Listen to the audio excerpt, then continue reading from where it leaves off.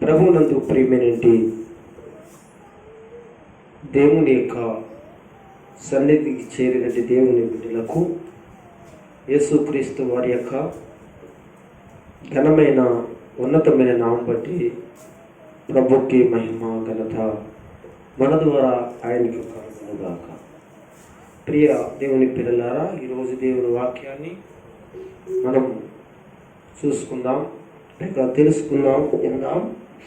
మరి ఈరోజు మనకి అనుగ్రహించబడిన దేవుని మాటలు రాజుల మొదటి గ్రంథము 17వ అందరూ జాగ్రత్తగా చూడాలి. బైబిల్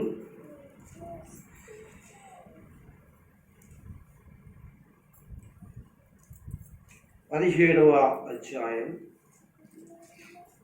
2వ వచనం నుండి 6వ వచనం వరకు చదువుకున్నాం. పిమ్మట యెహోవా వాక్కు అతనికి ప్రత్యక్షమై, నీవు ఇచ్చట నుండి తూర్పు వైపునకి పోయి యొర్దానుకు ఎదురుగానున్న కేరూతు వాగు దగ్గర దాగియుండుము. ఆ వాగు నీరు నీవు త్రాగిదవు, అచ్చటికి నీకు ఆహారము తెచ్చినట్టు నేను కాకోలములకు ఆజ్ఞాపించుతనని అతనికి తెలియజేయగా, అతడు పోయి యెహోవా సెలవు చొప్పున యొర్దాను ఎదురుగా ఉన్న కెరూతు వాగు దగ్గరకు నివాసము చేసెను. అక్కడ కాకోలములు ఉదయమందు రొట్టెను, మాంసమును, అస్తమయమందున రొట్టెను, మాంసమును అతని వద్దకు తీసుకుని వచ్చి ఉండెను. అతడు వాగు నీరు త్రాగుచూ వచ్చిచుండెను. చాలండి ప్రియమైనటి వారులారా, ఇక్కడ మనం చదువుకున్న లేఖన వాక్యంలో అనేక పర్యాయాలు, అనేక సందర్భాలలో మనము మాట్లాడుకోవడం, తెలుసుకోవడం జరిగింది. పరిశుద్ధాత్మ దేవుడు మాట్లాడడం జరిగింది. అయితే ఈరోజు కూడా ఈ రాజుల మొదటి గ్రంథంలో 17వ అధ్యాయంలో నుండి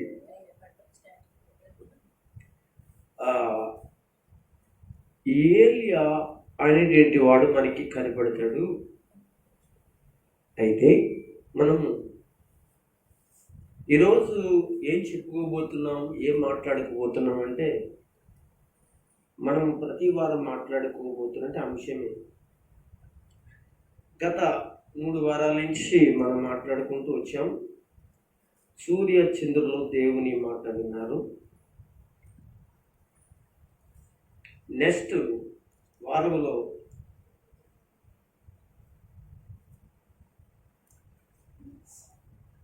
వారంలో పెద్ద తుఫాను దేవుని మాట వినడం జరిగింది. ఈరోజు కాకులు దేవుని మాట వినుట. మీకు అర్థమైందండి మన అంశం, కాకులు దేవుని మాట వినుట.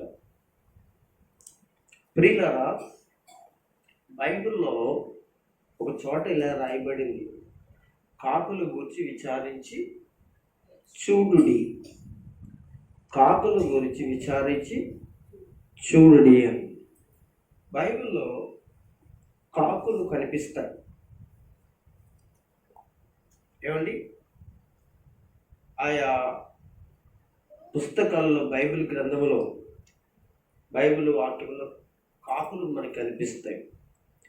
అవి క్రైస్తవ ప్రజలకు, క్రైస్తవ బిడ్డలకు చక్కటి ఆధ్యాత్మికమైన పాఠాన్ని నేర్పిస్తాయి. అయితే వాటి నుంచి మనం నేర్చుకుని, వాటి నుంచి దేవుడు మనకి నేర్పించే పాఠాలను బట్టి మనము దేవునిలో ఎదగడానికి ఎంతో ఉపయోగపడేటి లేఖన వాక్యాలు బైబిల్లో ఉన్నాయి. సరే అండి, అయితే ఇప్పుడు మనము చూసుకుంటున్నది ఎక్కడ ఈ రాజుల గ్రంథములో కాకులను గురించి లేదా కాకులమును గురించి మనము చదువుకుంటాం. కాకుల గురించి మనకు తెలుసు, మన భారతదేశంలో కూడా కాకులు ఉన్నాయి. మన భారతదేశంలో కాకులు ఉన్నాయి. మరి ఎన్ని రకాల కాకులు ఉన్నాయి మన దేశంలో అంటే నాకు తెలియదు, కానీ ఎన్ని రకాల కాకులు ఉన్నాయో నాకు తెలియదు. అయితే కొన్ని కాకులు ఉన్నాయని తెలుసు నాకు. కొన్ని కాకులు ఉన్నాయి. ఒకటి జమిడి కాకి, 2 నీటి కాకి, 3 కాకి అనేది మన చుట్టూ తిరుగుతుంటుంది, అదొక కాకి. మరొక కాకి బొంత కాకి అని చాలా నల్లగా ఉండి బొంతగా ఉంటుంది, బొంత కాకి అంటారు. ఇలా ఇంకా చూసుకుంటే మరి కోకిల కూడా నల్లగానే ఉంటుంది కనుక మరి అది కూడా కాకుల్లోకి వస్తుందో లేదో నాకు తెలియదు. ఇలా ఇంకా మన దేశంలో ఎన్ని కాకులు ఉన్నాయో నాకు తెలియదు, కానీ కొన్ని మాత్రమే తెలుసు. అయితే ఇక్కడ పాలస్తీనా దేశంలో ఇప్పుడు మనం చదువుకున్నటి రాజుల గ్రంథంలో జరిగినట్టు చరిత్ర, లేక ఈ కాకుల గురించి, ఏలియాల గురించి జరిగినట్టు ఇవన్నీ కూడా ఎక్కడంటే పాలస్తీనాలో జరిగినట్టు అనమాటండి. ఈ పాలస్తీనాలో కాకులు అట్టండి 8 రకాల కాకులు ఉన్నాయంట పాలస్తీనాలో. 8 రకాల కాకులు పాలస్తీనా దేశంలో ఉన్నాయి, మన దేశంలో కాదు. మన దేశంలో ఇంకెన్ని ఉన్నాయో నాకు తెలియదు, కొన్ని మాత్రమే తెలుస్తున్నాను. సరే, అయితే ఇక్కడ మనం ఈరోజు కాకులు దేవుని మాట విన్నాయి, దేవుని మాట వినుట అనేది మనం చూస్తాం. అయితే మనము చదువుకున్నది 2వ వచనం అంటే 17వ అధ్యాయం రాజుల మొదటి గ్రంథం 2వ వచనం నుండి 6వ వచనం వరకు మనం చదువుకున్నాం. అయితే ఇక్కడ ఎలాగ ప్రారంభించబడింది వాక్యం అంటే, పిమ్మట యెహోవా వాక్కు అతనికి ప్రత్యక్షమై అని 2వ వచనం చెప్పబడింది. దేవుని యొక్క మాట అంటే అతనికి ప్రత్యక్షమై అని రాయబడింది. ఎవరికి ప్రత్యక్షమై, ఎవరికి చెప్పబడింది దేవుని మాట అంటే మనందరికీ ఇంతకు ముందు తెలుసు కనుక ఆయన పేరు ఏలియా. ఎవరన్నా ఏలియా. ఏలియా అంటే అర్థం ఏమిటి అంటే యెహోవా నా దేవుడు. ఏంటండి? యెహోవా నా దేవుడు. ఏలియా అంటే యెహోవా నా దేవుడు అని అర్థం. ఇప్పుడు ఏలియాకు దేవుడు ప్రత్యక్షమైనట్లుగా మనకు కనబడుతుంది. అయితే మొదటి వచనములో ఉన్నటి వాక్యం కూడా మనం చదివితే అతని గురించి ఏదైనా కొంచెం మనం తెలుసుకుని ముందుకు వెళ్దాం. అంతటా గిలాదు కాపురస్తుల సంబంధియును ఆగుదా. అంతటా గిలాదు కాపురస్తులు అన్నాడు. అంటే గిలాదు అనేటువంటి ఒక పట్టణము ఉంది, లేక ఒక ఊరు ఉంది. ఆ ఊరికి సంబంధించిన వాడే ప్రవక్త అయిన ఏలియా. అక్కడ నుండి కాపురము చేయుచున్నట్టి వారెవరైతే ఉన్నారో వారి మధ్యను వారితో నివాసము చేయుచున్నట్టి వాడే ఎవరు? ఈ యొక్క ఏలియా. అంతటా గిలాదు కాపురస్తుల సంబంధియును తిష్బీయుడునైన ఏలియా అహాబు వద్దకు వచ్చి, మీరు వినాలి, ఇతడు ఎవరి దగ్గరికి వచ్చాడు? అహాబు దగ్గరికి వచ్చాడు. ఒకసారి అందరూ రెండు చేతులు పైకెత్తి గట్టిగా స్తోత్రం చెప్పగలరా? కొంచెం గట్టిగా చెప్పండి. ఇప్పుడు ఏలియా అనేటువంటి ఒక సామాన్యమైన వ్యక్తి లేక ప్రవక్త అహాబు వద్దకు వచ్చి అన్నాడు. ఈ అహాబు ఎవరు అంటే ఒక రాజు. మీకు అర్థమైందా? ఈ అహాబు ఎవరు? ఒక రాజు. ఎవరికి రాజు? ఇశ్రాయేలీలకు రాజు. ఇశ్రాయేలీలకు రాజు అన్నప్పుడు మీరు ఏం చేయాలంటే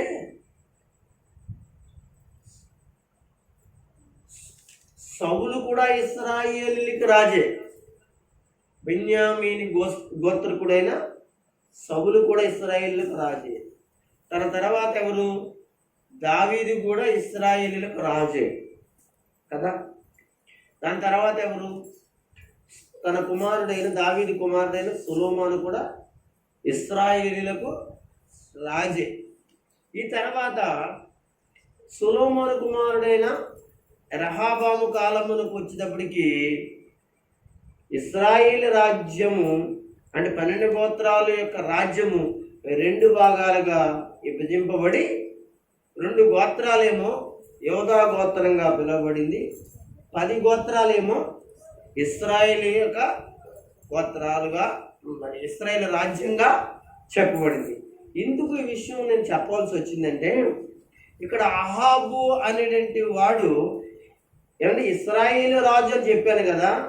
ఇశ్రాయేలు రాజు అని అన్నప్పుడు మరి ఇశ్రాయేలు ఏలిన 3 రాజులు ఎవరు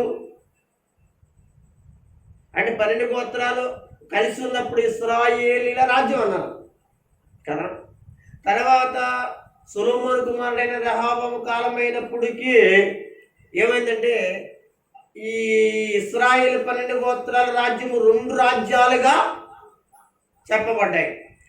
రెహబాము పరిపాలిస్తున్నాడు. యూదా రాజ్యాన్ని రెహబాము పరిపాలిస్తున్నాడు. ఇశ్రాయేలు రాజ్యాన్ని ఏమో యెరోబాము పరిపాలిస్తున్నాడు. మీరు గుర్తించుకోండి. ఏమండి? అయితే అతను తన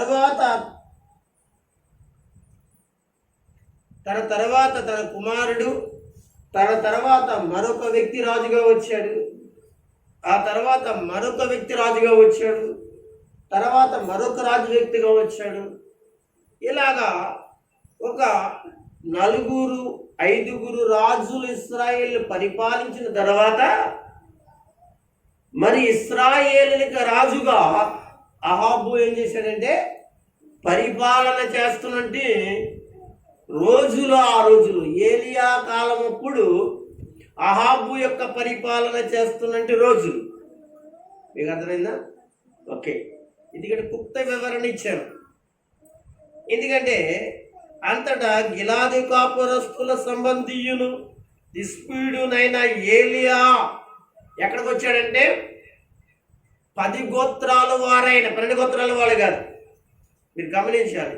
ఇశ్రాయేలీలను పరిపాలన చేస్తున్నట్టు ఏమండి రాజు అహాబు దగ్గరికి వచ్చి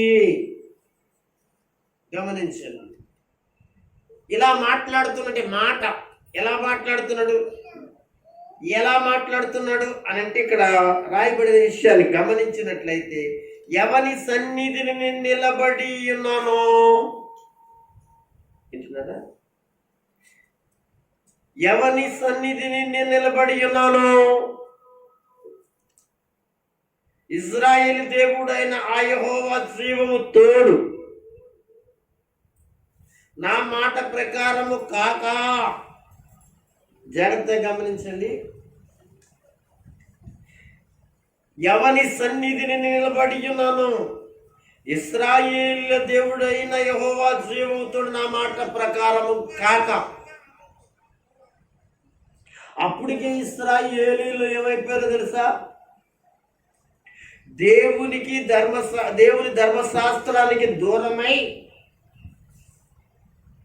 లోక సంబంధమైన విగ్రహారాధన వైపు మగ్గు చూపుతున్నటువంటి రోజులు బాగా మగ్గు చూపుతున్నారు.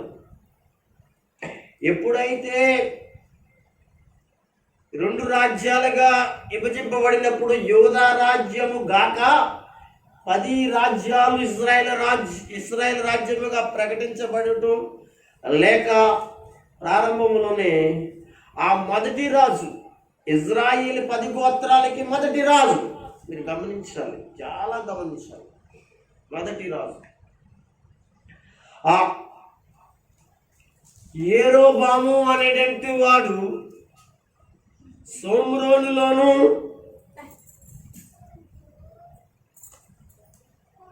చూడండి, క్షమించండి, షోమ్రోన్లు కాదు, బేతేలులోను దానులోను 2 దూడల్ని పెట్టించారు. సోమ్రోన్లో కాదండి.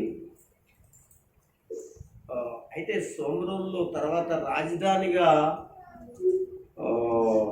అహాబు కాలంలో రాజధానిగా ప్రకటించబడింది. అంతకుముందు యెరోబాము తర్వాత రాజు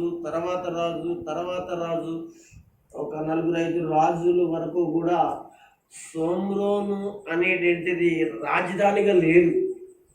అంతకుముందు ఏదో ఒక పట్టణము రాజధానిగా ఉంది. అక్కడ ఇజ్రాయేల్ 10 గోత్రాలు పరిపాలన చేస్తున్నాడు. అనగా రాజధానిగా అక్కడ ఉండి ఏం చేస్తున్నాడు పరిపాలన. ఒకసారి చూద్దాం ఒక మాట.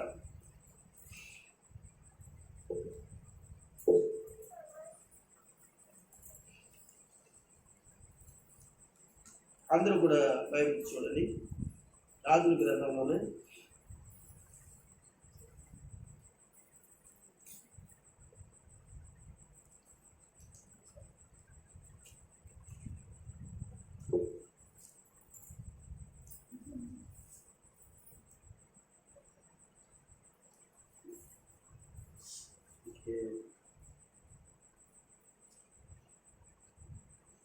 ఆ 14వ అధ్యాయం రాజుల మొదటి గ్రంథంలో చూద్దాం ఒక మాట.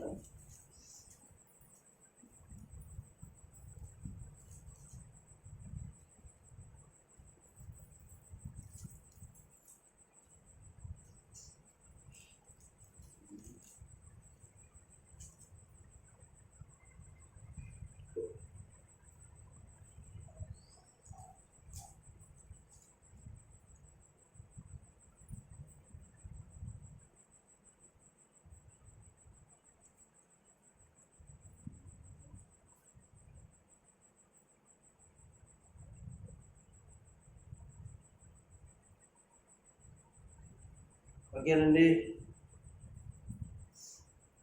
ఇతడి యొక్క పరిపాలన, యెరోబాము యొక్క పరిపాలన మనకి ఎక్కడి నుంచి కనబడుతుందంటే 12వ అధ్యాయం మధ్యలో మనకి విషయాలు కనబడుతూ ఉంటే 13వ అధ్యాయంలో అనగా పూర్తిగా కంటిన్యూ అవుతుంది. 14వ అధ్యాయంలో అతడు చేసిన తప్పును బట్టి, పరిస్థితిని బట్టి భయంకరంగా తన కుమారుడు 14వ అధ్యాయం 12వ అధ్యాయం 20 ఆలోచన చేసి 2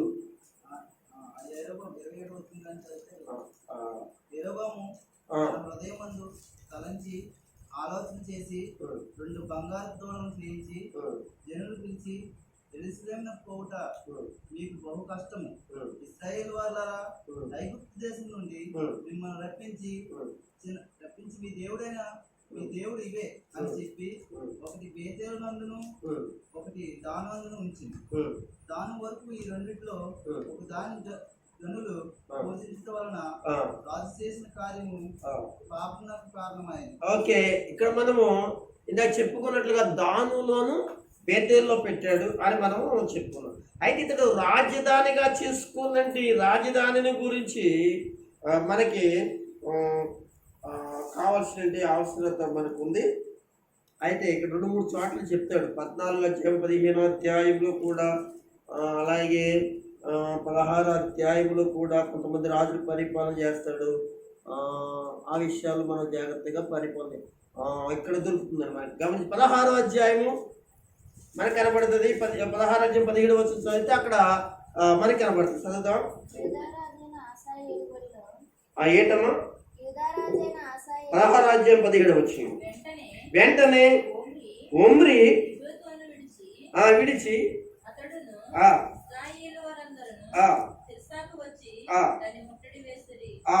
ఏంటంటే తిస్పా. ఏంటది? తిస్పా అంటే ఇప్పుడు ఇశ్రాయేలీల 10 గోత్రాల రాజులు అంటే స్టార్ట్ చేసినప్పుడు రెహాబాము మొదలుకొని స్టార్ట్ అవుతుంది. ఇతను ఏం చేశాడు? బేతేలులో దానిలో 2 దూడలు పెట్టాడు. అయితే పరిపాలన ఎక్కడ చేస్తున్నాడు? ఏంటి ఎక్కడన్నాడు? తిర్సా పట్టణము. నేను గమనించండి, తిర్సా పట్టణం చాలా అందమైన పట్టణం అండి, చాలా సుందరమైన పట్టణం అండి, చాలా చక్కటి పట్టణం అండి, చూడమంటే పట్టణం అండి. అందుకని పరమగీతాల్లో ప్రియురాల గురించి ప్రియుడు పొగిలినప్పుడు యెరూషలేముని పోల్చి తిర్సా పట్టణంలో పోలుస్తాడండి సంఘాన్ని. అంత అందమైంది అనమాట. అయితే ఇప్పుడు అది శివరాకరికి అహాబు ఏంటి తండ్రి కాలం నుంచి లేక అహాబు కాలం నుంచి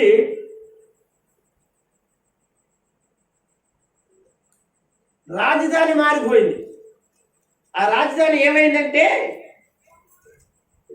సోమ్రోనుగా సమరయ్యగా రాజధానిగా ప్రకటించబడింది. అయితే ఇప్పుడు 17వ అధ్యాయములో అహాబు మనకు కనబడుతున్నాడు కనుక ఈ అహాబు పరిపాలన ఎక్కడ చేస్తున్నాడంటే సోమ్రోనులో చేస్తూ ఉన్నాడు. అయితే ఎవరి సన్నిధిని నిలబడి ఉన్నాను? ఇశ్రాయేలు దేవుడైన యెహోవా జీవము తోడు నా మాట ప్రకారము కాక అనే మాట తెలియజేస్తుంది. ప్రవక్త ఎవరికి చెప్తున్నాడు? రాజుకు చెప్తున్నటి మాట. ఏ మాట? దేవుని మాట. నా మాట ప్రకారము కాక ఈ సంవత్సరము లోనైనను మంచైనను వర్షమైనను ఏం చేయబడుతుందటండి? ఈ సంవత్సరములలో ఏమంటే మంచైనను ఏంటంటే వర్షమైన పడదని ప్రకటించెను. ఎందుకు ప్రకటించాడు అని అంటే ముందుగానే చెప్పుకుందాం. ఇశ్రాయేలీలో దేవుని ధర్మశాస్త్రాన్ని విడిచారు. అంతేకాకుండా దానుల్లో బేతేలులో 2 దోళ్ళ పెట్టుకుని ఏం చేస్తున్నారు? వాళ్ళు దోళ్ళ ఆరాధన చేస్తున్నారు, జంతు ఆరాధన చేస్తున్నారు, పశువు ఆరాధన చేస్తున్నారు. సృష్టికర్త అయిన దేవుని ధర్మశాస్త్రాన్ని, దేవుని వాక్యాన్ని విడిచిపెట్టారు. అనేక పర్యాయాలు ప్రవక్తలు వెళ్ళి చెప్పారు, వినలేదు. ఏలియా కాలంలో ఏలియాను కూడా దేవుడు పంపించాడు. అయితే వాళ్ళ మీదకి భయంకరమైన శిక్ష ఏంటో తెలుసు అంటే ఒక అద్భుతమైనది ఏంటండి? ఒక ప్రకటన. మంచు కురవదు, వర్షము కురవదు.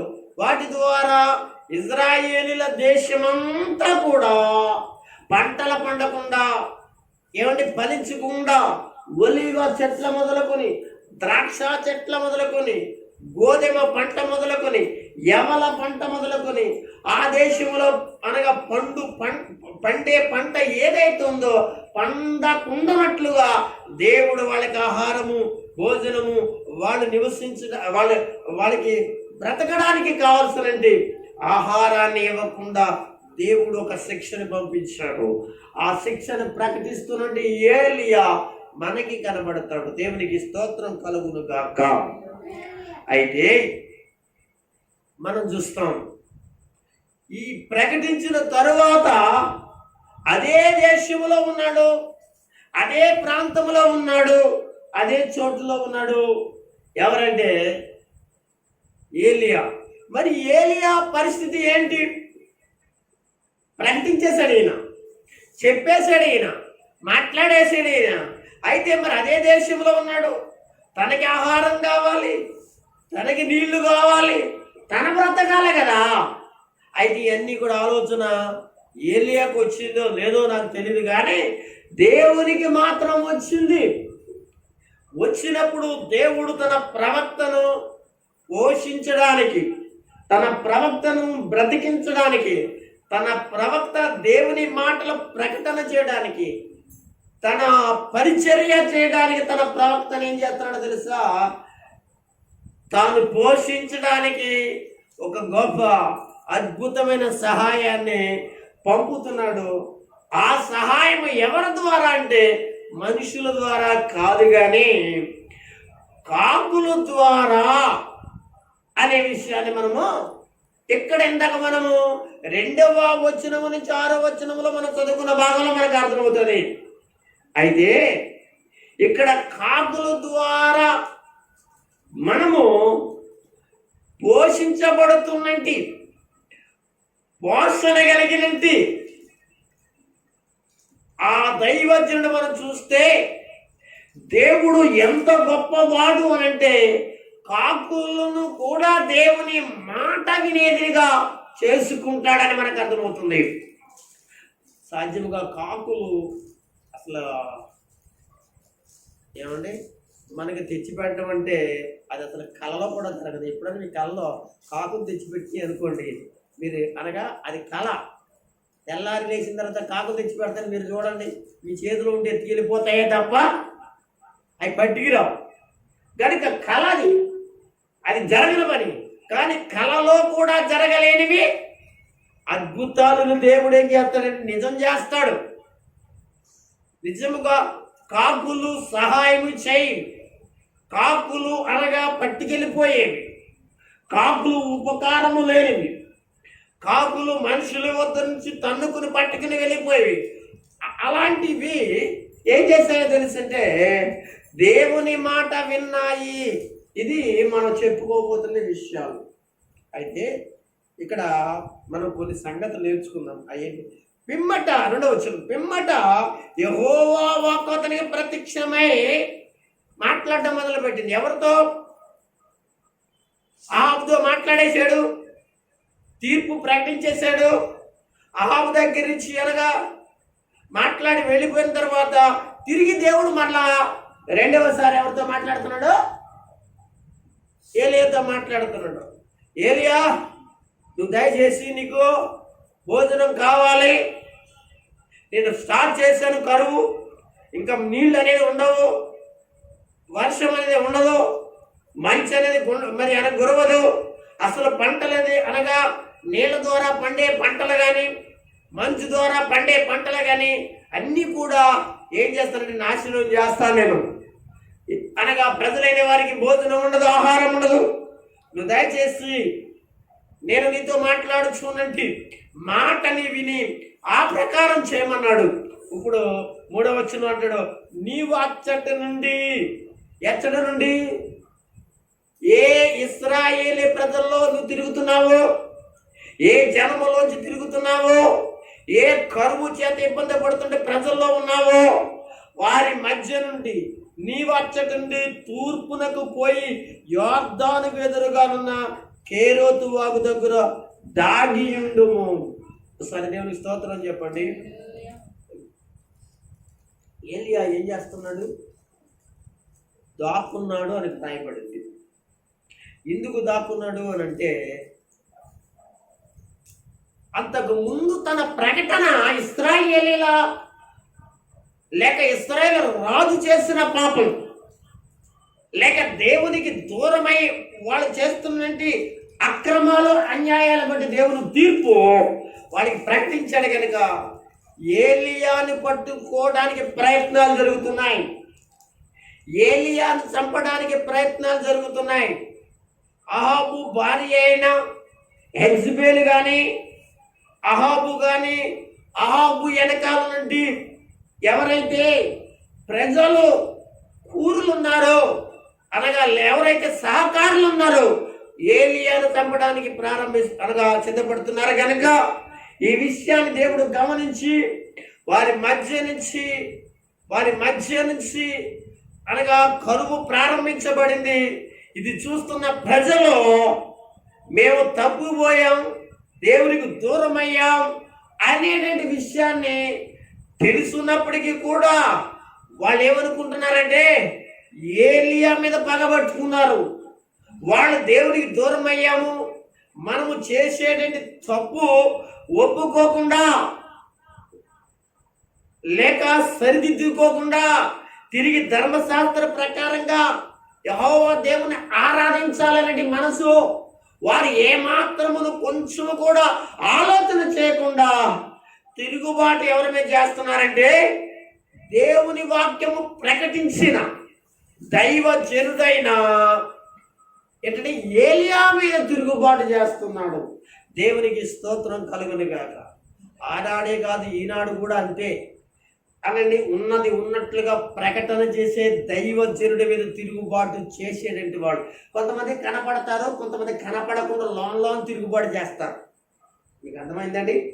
అవన్నీ దేవుడు చూస్తాడు. దేవుడు చూసే వాళ్ళకి ఏం చేస్తాడు? శిక్షలు పంపిస్తాడు.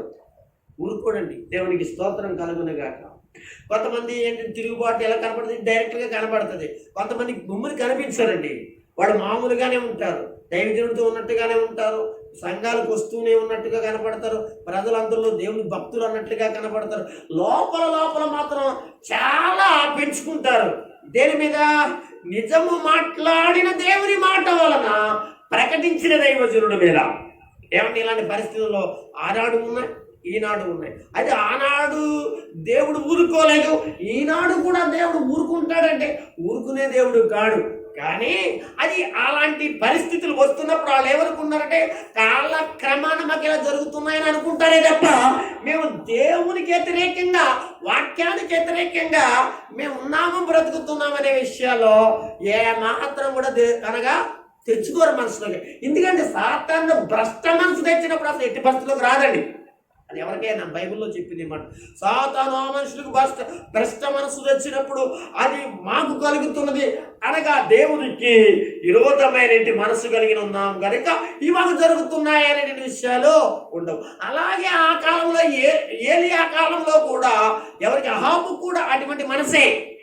మరి అహాబు వారి అయినా యెహెజ్కేలు కూడా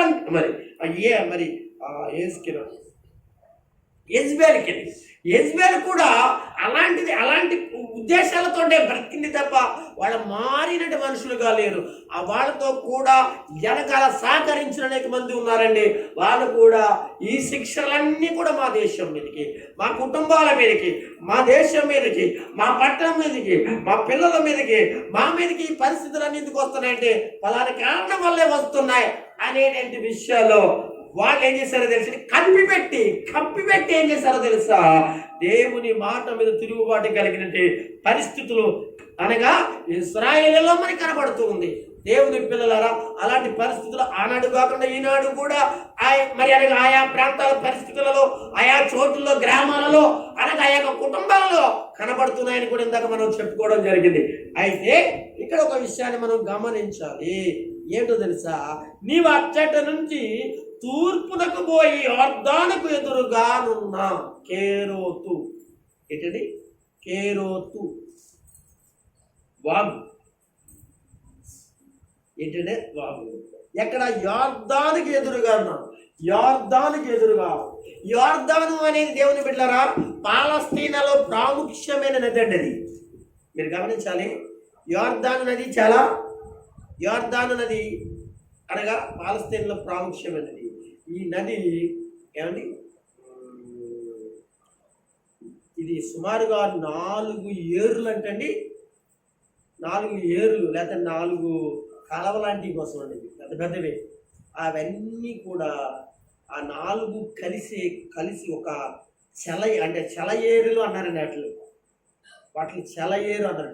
4 చెలయేరులు కలిసి ఉన్న భాగమే అది ఒక పెద్ద నది. ఆ నది ఎక్కడ ఉందంటే యోర్దానులో ఉందన్నమాట. గమనించండి. ఈ సెలయేర్లు ఎక్కడి నుంచి ప్రవహిస్తున్నాయో తెలుసా? పర్వతాలలో నుంచి అండి. అనగా పర్వతాలలోంచి అనగా అవి ప్రవహిస్తున్నాయంటే ఆ నాలుగు యొక్క సెలయేరులు ప్రవహించి ఎక్కడికి వస్తున్నాయంటే యోర్దాను ప్రాంతానికి వస్తున్నాయంటండి. అక్కడ పెద్ద నదిగా తయారైందంటండి. ఇదంతా పెద్ద చరిత్ర. దేవుని పిల్లలరా. అయితే అక్కడ ఏమండి ఇది ఎక్కడుంది యోర్దాను అని అంటే పాలస్తీనాకు ఆగా మరి ఆ ప్రాంతంలో ఉంది. ఇక్కడ మనం చూస్తే తూర్పు వైపున పోయి యోర్దానుకు ఎదురుగా కేరోతు వాగు. కేరోతు అంటే ఏమండి, కేరోతు అంటే లోయ. ఏంటండి లోయ లేకపోతే పల్లము. ఏమండి లోయ అంటే ఈ వాగు అంటే ఎక్కడి నుంచో వర్షాలు కురిసినప్పుడు, అనగా కొండల మీద కురిసిన వర్షాలు, ఆయా ఎత్తు ప్రాంతాల్లో కురిసిన వర్షాలన్నీ కూడా కేరోతు అనే ప్రాంతంలోకి లేకపోతే అక్కడికి వచ్చినప్పుడు అక్కడ పెద్ద వాగు లోయ. ఆ లోయలోంచి ఆ లోయలోని ఏముంది తెలుసు, ఒక వాగు ఉంది. వాగు అంటే వాటర్ వెళ్ళే ఒక ఏమంటుందని దారి, అర్థమవుతుందండి. ఇప్పుడు ఒక వాటర్ వెళ్ళాలంటే ఊరి మీద నుంచి ఒక వాటర్ వెళ్ళాలనుకోండి, అది అన్ని ప్రాంతాల్లో కూర్చున్న వాటర్ అంతా కూడా వెళ్ళాలంటే ఏదో ఒక దారి ఉంటుంది. ఆ దారిలోంచి ఏమొస్తుందంటే మెల్లగా ఎక్కడో కాలం ఉందో ఎక్కడ నది ఉందో అక్కడికి వెళ్తుంది అనమాట. అదే వాగు అండి. అలాంటి దాన్ని బట్టి కేరోతు వాగు. ఈ వాగు ఏంటంటే మరి కేరోతు వాగు పల్లములో ఉంది, లోయలో ఉంది. కురిచిన వర్షాలన్నీ కూడా ఆ కేరోతు వాగు అని పల్లములోంచి ఎక్కడికి ప్రవేశిస్తున్నాయంటే యోర్దాను నదిలోనికి వెళ్తున్నాయి. మీకు అర్థమైందా? మీరు గమనించింది. ఇప్పుడు ఏలియా కాలంలో, ఇప్పుడైతే ఇవన్నీ కూడా పట్టణాలు, రాజ్యాలు, పెద్ద పెద్ద ఇదయ్యి ఉంటాయి. అప్పుడు ఏలియా కాలం అన్ని కొండలు, పర్వతాలు, అన్ని అరణ్యాలు, లోయలు, ఇంకా చూస్తే వాగులు లాంటివి అనమాట అండి అప్పుడు అనమాట. అయితే ఇప్పుడు కేరోతు వాగు దగ్గర దాగి ఉండుము. దేవుని బిడ్డలారా, దేవుడు అతనితో మాట్లాడిన మాట ఒకటి, దాగి ఉండమన్నాడు. అక్కడ దాగి ఉంటే అక్కడ వాగులోంచి వస్తున్నట్టు నీళ్లు, అక్కడ వాగులోంచి వెళుతున్న నీళ్లు యోర్దానికి వెళ్తున్నాయి కనుక నీకు నీళ్ళు అక్కడ సమృద్ధిగా ఉంటాయి కనుక నువ్వు ఎంతకాలమైనా నువ్వు అక్కడ నీళ్లు తాగడానికి అవకాశం ఉంది. ఎందుకంటే అది ఒక పెద్ద లోయ. ఏమండి, ఆ లోయల్లో ఏదో ఒక రోజు అనగా ఏదో ఒక సందర్భంలో అక్కడ నీళ్లు లేక మానవు కనుక అది లోయ కనుక నువ్వు ఆ ప్రాంతంలో ఉండు, అక్కడ దాగి ఉండమని చెప్పాడు. ఆ ప్రాంతంలో దాగి ఉండడానికి అక్కడ పెద్ద పెద్ద పర్వతాలు ఉన్నాయని హిస్టరీ చెప్తుంది.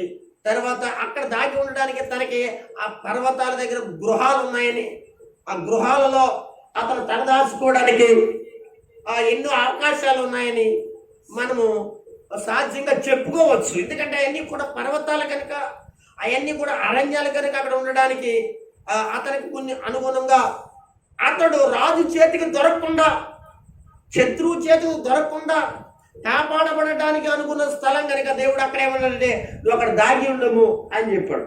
చాలా కాలం ఉన్నాడండి, సంవత్సరాల తరపున అక్కడ ఉన్నాడండి. అయితే ఒక విషయం మనం గమనించాలి, దాగి ఉండమని దేవుడు చెప్పాడు. దేవుడు తన యొక్క బిడ్డలైన వారిని, దేవుని కొరకు బ్రతికే వారిని, దేవుని కొరకు బ్రతకాలని వారు ఎవరైతే ఉన్నారో వాడి కొరకే దేవుని యొక్క భద్రత కంపల్సరిగా ఎప్పుడు ఉంటుందండి. మీరు మర్చిపోకూడదు. చూడండి, అలాంటి భద్రత ఏలియాకు కూడా దేవుడు అనుగ్రహించినట్టుగా మనం చూస్తాం. అయితే మరి భద్రతతో మరి ఊరుకుంటే ఎలాగా? మరి అతను భోజనం చేయాలి కదా, సాయంత్రం ఆకలి అవుతుంది, ఉదయం ఆకలి అవుతుంది. ఇలాంటి పరిస్థితుల్లో దేవుని బిడ్డలారా, దేవుడు మాట్లాడుతున్న మాట ఏంటో తెలుసండి. ఆ వాగు నీరు నీవు తాగుచు, 4వ వచనంలో చెప్పాడు. ఆ వాగు నీరు త్రాగుచు అచ్చటికి నీకు ఆహారము తెచ్చునట్లుగా. గమనించాలండి, దేవుని మాట ఒకటే తెలుసా, నువ్వు దాగి ఉండము, నేను నిన్ను కాపాడతాను. రాజు చేతిలోంచి, రాణి చేతిలోంచి, ఇశ్రాయేలీల మరి కూరులైన వారి కొంతమంది చేతుల్లో నుంచి నిన్ను కాపాడడానికి ఒక భద్రత ఏర్పరిచాను. ఆ చోటుకి వెళ్ళమని చెప్పేసి, ఆ ప్రాంతానికి వెళ్ళమని చెప్పి దేవుడు చెప్పాడు. అక్కడికి వెళ్ళిన తర్వాత నీళ్లు తాగేంతకాలం బ్రతకగలడు. అయితే దేవుడు అంటున్నాడు, అక్కడికి నీకు ఆహారమును పంపిస్తాను. దేవునికి స్తోత్రం కలుగును గాక. ఎంత మంచి మాట అండి. నీవు ఆ యొక్క వాగు నీరు తాగుచు అచ్చడికి నీ ఆహారము తెచ్చినట్లుగా నీ కాకోలమునకు ఆజ్ఞాపించి తిని. చూడండి, ఏలియాకు చెప్పకముందే చూడండి, నీకు ఏది కావాలో అనేది నీకు రాకముందే వాటిని సిద్ధపరిచి దేవుడు. ఇది మనం గ్రహించాలి.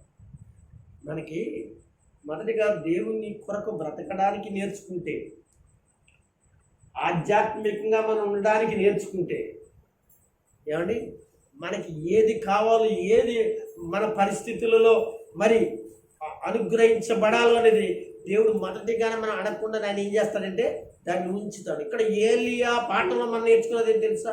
ఏమండి, ఇక్కడ ఆయన నేర్చుకున్న మాట, అతడు చెప్పిన మాట ఏంటి తెలుసా? నేను కాకోలములకు ఆజ్ఞాపించి తిని. అతనికి తెలియజేశాడటండి. ఎప్పుడు తెలియజేశాడో? వాటికి చెప్పాక నీకు తెలియజేశాడటండి.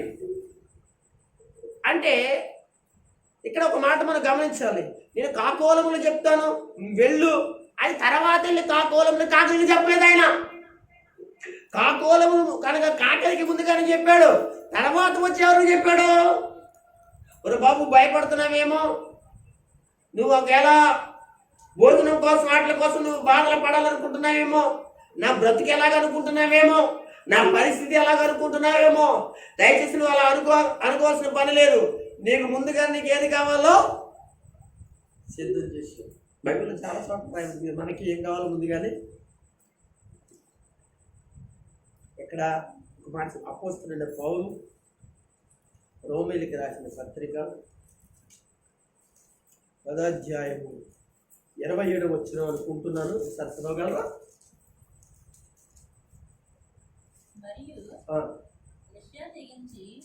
కాదమ్మా, రోమీయులకు రాసిన పత్రిక 10వ అధ్యాయం 28 చదవండి. అదే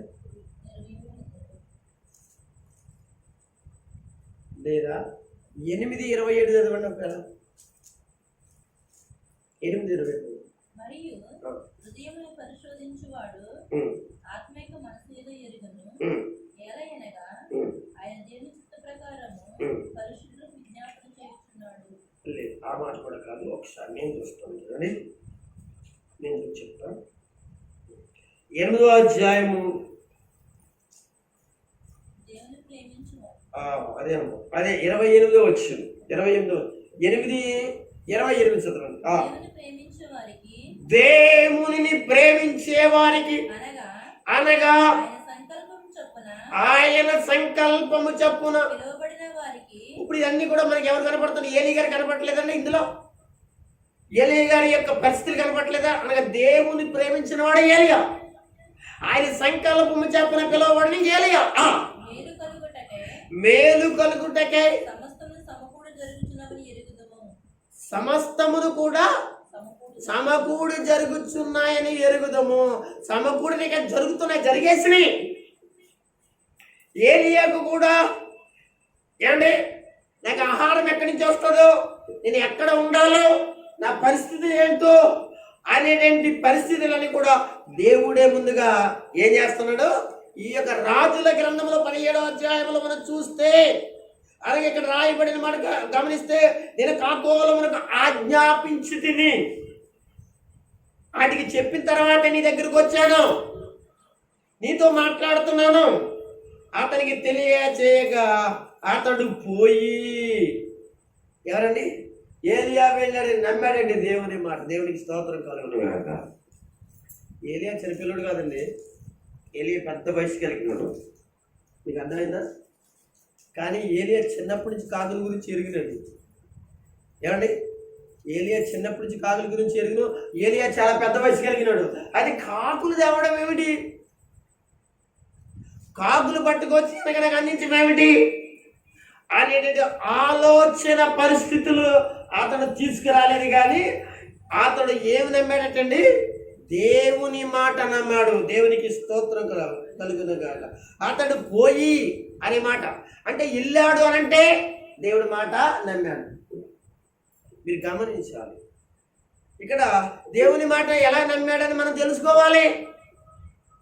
దేవుని మాట ఆయన నమ్మి అలా చేశాడని మనం ఎలాగా కన్ఫర్మ్ చేసుకోవాలి అంటే ఇక్కడ అంటున్నాడు ఈ వచనంలో 5వ వచనంలో అతడు పోయి అని చూసారా, అదే మనం కన్ఫర్మ్ చేసుకోవాలి. అతడు దేవుని మాట నమ్మాడు. అతడు పోయి యెహోవా సెలవు చొప్పున యొర్దానుకి ఎదురుగా ఉన్న కేరోతు వాగు దగ్గర నివాసము చేశాను. మీకు అర్థమైందా? అతను ఏం చేశాడు? అక్కడ ఏదో 1 రోజు 2 రోజులు ఉండి ఉన్నవాడు కాదు. నివాసం అంటే అక్కడ ఉండిపోయాడు. అక్కడ నివాసం. మరి ఎవరు? ఎలోమెలెకు ఏమండి, తన కొడుకులు, తన భార్య, ఎలోమెలెకు యొక్క భార్య ఎవరండి? నయోమి. ఏమండి, ఇజ్రాయేల్ దేశాన్ని విడిచి మోయాబు దేశానికి వేసినప్పుడు వాళ్ళు అక్కడ నివాసం చేశారట. కొన్ని సంవత్సరాలు అక్కడ ఉన్నారట అని బైబిల్ చెప్తుంది. ఇక్కడ కూడా ఇతడు నివాసం చేశాడు అని అంటే అక్కడి నుంచి అతను అనగా బయటికి వెళ్ళడు. నివాసము చేస్తున్న మాట మనం గమనించాలి. ఏదో 1 రోజు ఉండి 1 వారం రోజులు ఉండి 1 నెల రోజులు ఉన్నటువంటి పరిస్థితులు కాదు. అక్కడ అతడు నివాసము చేసెను. ఓకే, నివాసము చేసెను. అక్కడ కాకోలములు లేక కాకులు ఏం చేస్తాను? ఉదయమందును అస్తమయమందును రెట్టెను మాంసమును అతని యొద్దకు తీసుకుని వచ్చి చుండెను. దేవునికి స్తోత్రం. మీరు గమనించాలి. దేవుడు మాట చెప్పాడండి. ఏమని? కాకులకు ఒక మాట చెప్పాడండి. నా సేవకుడికి, నా దైవజనుడికి మంచి భోజనం పట్టుకెళ్ళు, మంచి భోజనం పెట్టు. ఏంటి? ప్రజలందరూ కూడా ఆ సమయంలో ఆ కరువు కాలంలో ఏం తింటున్నారో మనం అర్థం చేసుకుంటే, దేవుని బిడ్డల కరువు కాలంలో ఏం తింటారో మనకు తెలిసిన విషయమే. కొత్తగా మనకు విషయం చెప్పుకోవాల్సిన పర్లేదు. కరువులో ఏం తింటామంటే ఏది దొరికితే అది తినాలి. ఇశ్రాయేలు కరువు వచ్చినట్టు వాళ్ళ పిల్లలు పోసి తిన్నారంటే మాంసం వండుకు తిన్నారని ఉందండి. ఎంత భయంకరమైన పరిస్థితి బైబిల్లో రాయబడింది. కానీ ఇక్కడ గమనించండి, దేవుడు తన సేవకుని గురించి ఎంత శ్రద్ధ ఆలోచన చేయండి. తన సేవకుడు తన ఎందుకు భయభక్తులు కలవారి పట్ల ఎవడే మరి దేవుడు చేసినటువంటి అద్భుతాలు అలాగే ఉంటాయండి. తన ఎందుకు భయభక్తులు కలిగిన వారు ఎవరైనా సరే ఎట్టి పరిస్థితులు ఆయన వదిలిపెట్టే కాదు ఆయన. ఇక్కడ మనం గమనించిన విషయం ఏంటంటే, ఆ కాకులకు చెప్పిన మాట ఏంటో తెలుసా? మీరు ఏం చేస్తారో నాకు తెలియదు. సాయంత్రం పొద్దున ఏం కావాలి ఆయనకి?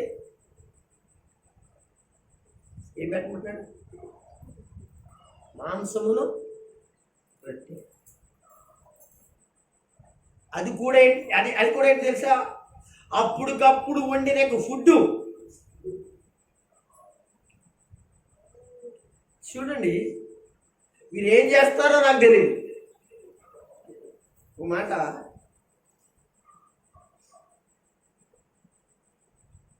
కాకులు మనుషులు ఏంటండి గబిక్కిని వెళ్ళి ఎవరింట్లోకి వెళ్ళి తెచ్చేయడానికి? అసలు కాకు వస్తేనే ఊరుకుంటారా చెప్పండి? మీరు గమనించిన కాకులకి ఆ ఇంటికి అప్పు చెప్పాడు ఈ పని అంటే, అసలు కాకులు మనిషి చేర్చుకుంటాడా? ఒక మాట ఆలోచించండి. అసలు కాకి కనబడుతుంటే కాకిని తవరేసేవాళ్ళే తప్ప కాకిని అనగా ఏం చేస్తారండి? పదే చెప్తారండి, కాకి వస్తుంది చూడు, అరే కాకెట్టికి పోతుంది చూడు కదా. గమనించండి, దేవునికి అద్భుతమైన మాటలు భలే ఉంటాయి. ఆయన చేసే ఆ పనులు మనం చూస్తే ఆశ్చర్యపోతామండి. అందులోకి ఏదో వారానికి ఒకసారి, మరీ కాదంటే నెలకు ఒకసారి, మరీ కాదంటే 3 నెలలకు ఒకసారి తిరగ్గా దేశం అంతా తిరగ్గా ప్రాంతం అంతా తిరగ్గా ఎక్కడో దుక్కున ఏదో రకంగా ఏదో మూలనాలు చూడకోకుండా పట్టికి రావాలి అంటే ఎంత కష్టం ఆలోచన చేయండి. అందులోకి కాకి ఎత్తుకెళ్ళిపోతాయిన మనుషులు మరీ భద్రంగా ఉంటారు కదా. చూడండి, మనం చాలా లోతుకి వెళ్ళాలి ఈ విషయాలు. ఎంత భద్రత అండి. అందులోకి ఒక రొట్టె మాంసం అనేటప్పటికి ఇంకా భద్రత కలిగి ఉంటారే.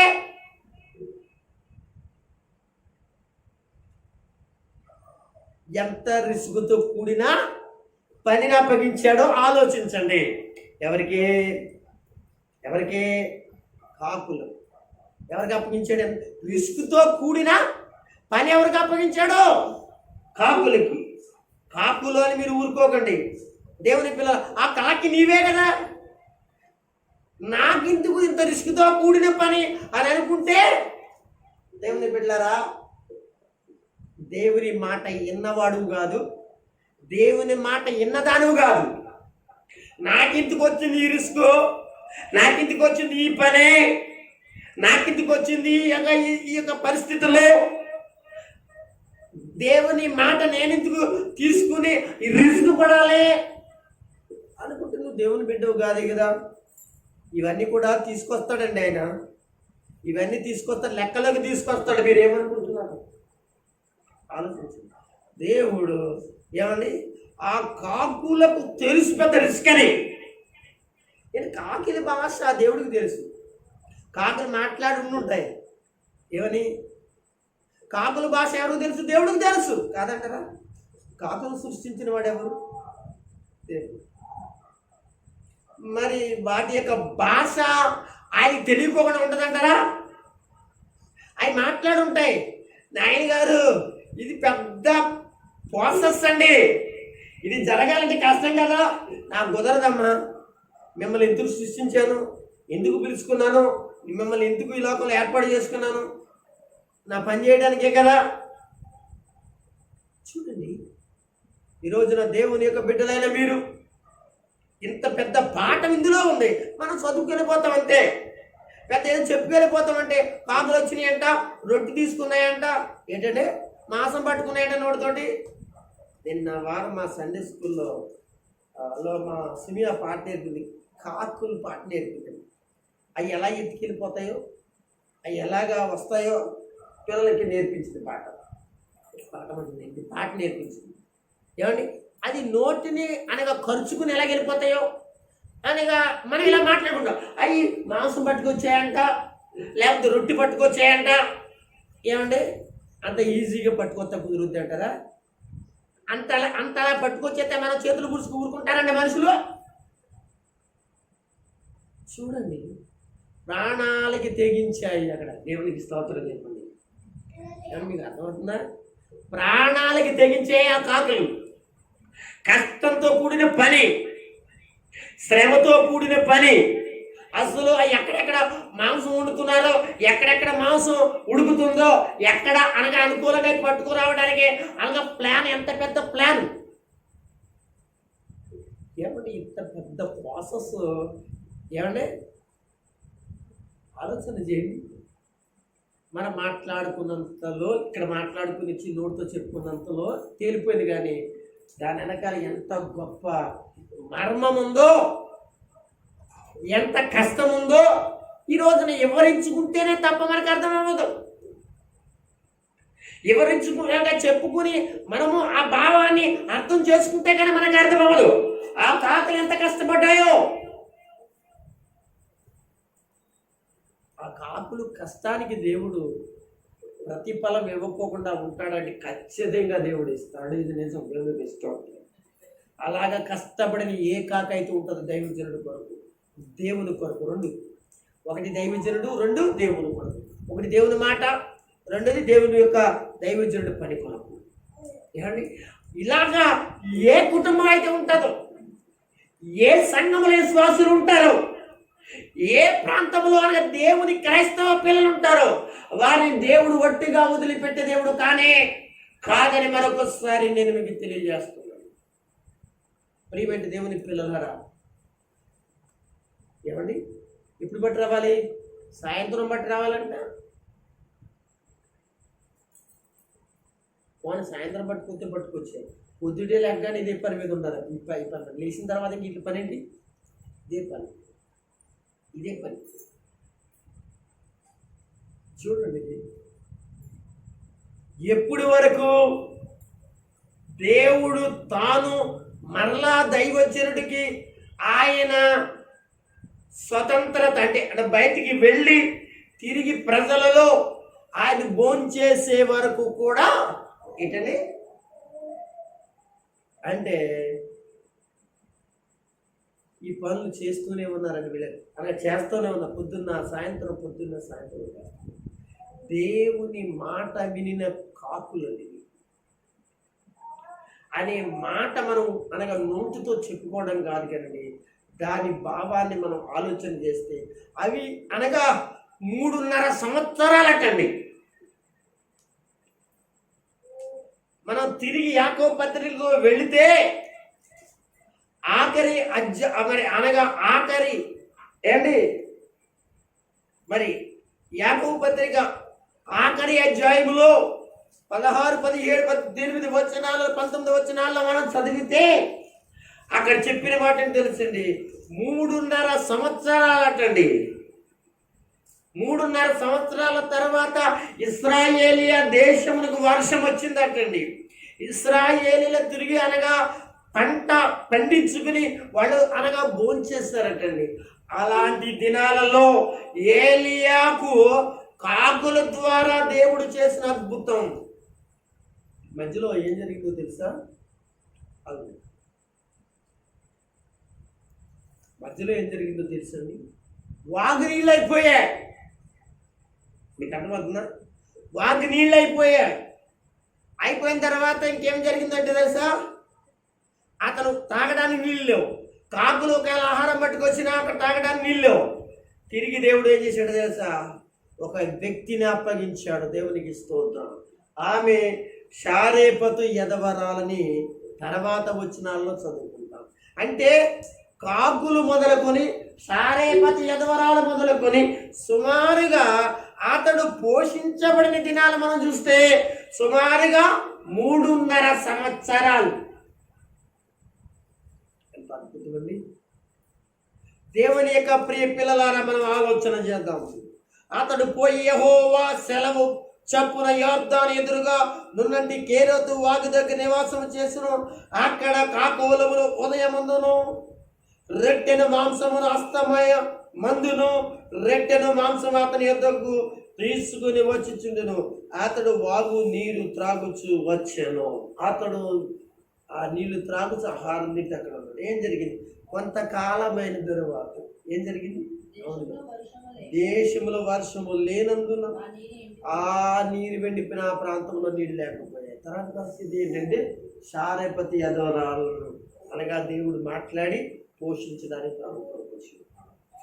అనగా ఏలియా కాలములో ఏలియా దినాలలో ఇశ్రాయేలీలకు కరువు వచ్చినట్టు అనగా అహాబు కాలములో ఆ 3.5 సంవత్సరాలు ఏమంటే కాకుల ద్వారా శారేపతి యదవరాల ద్వారా పోషించబడినండి దైవశాల.